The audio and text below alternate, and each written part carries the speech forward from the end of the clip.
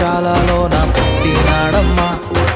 ఆ వార్త తెలియగానే గొర్రెలను విడచి పరుగు పరుగున ఆకలు చేరామే.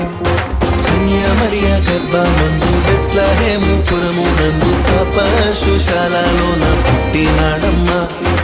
ఆ వార్త తెలియగానే గొర్రెలను విడిచి పరుగు పరుగున ఆకలు చేరామే. మనసారా మొక్కినాము, మది నిండా కొలచినాము,